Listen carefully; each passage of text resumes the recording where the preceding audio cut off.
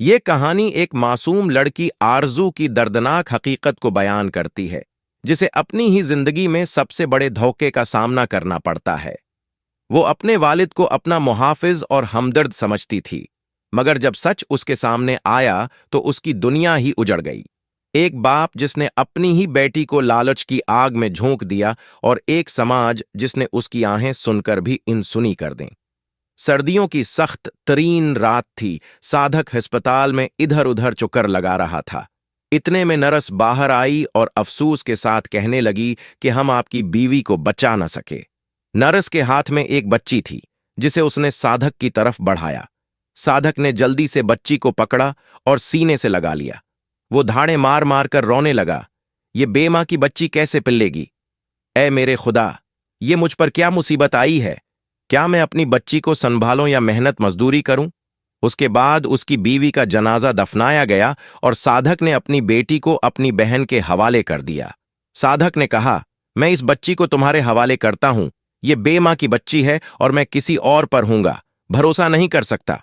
लेकिन उसकी बहन ने फौरन बच्ची को झटक दिया और कहा, तुझसे नहीं पता ये कितनी मनहूस है। पैदा होते ही अपनी मां को खा गई, न जाने बड़ी होकर क्या करेगी। साधक ने अपनी बच्ची का नाम आरजू रखा। उसके बाद बच्ची अपनी नानी के पास रहने लगी और साधक अपने घर में तुन्हा रहने लगा।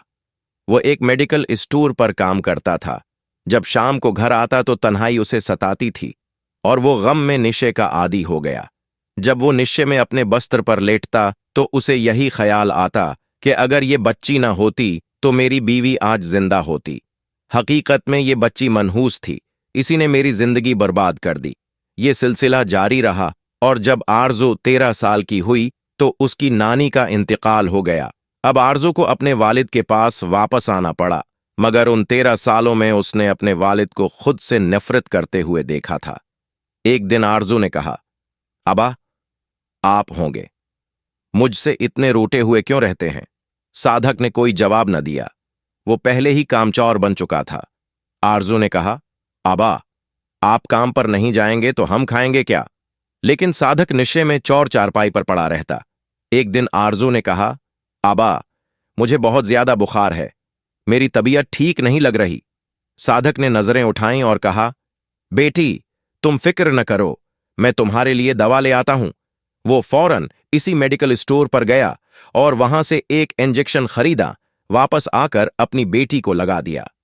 इंजेक्शन लगते ही आरजू मदहोश हो गई और साधक कमरे के एक कोने में जाकर हंसते हुए इंजेक्शन देख रहा था। शाम को जब आरजू की आंख खुली तो उसने बुखार महसूस नहीं किया।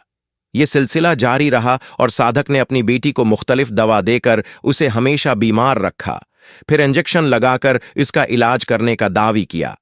यह कहानी एक बेहद दिलखराश और गमगीन हकीकत को सामने लाती है कि किस तरह एक बाप अपनी बेटी की जिंदगी को बर्बाद कर सकता है और किस तरह एक बच्ची जिसे मोहब्बत और तहफ़्फ़ुज़ की जरूरत थी, अपने ही वालिद से इसके जुल्म का शिकार हो जाती है।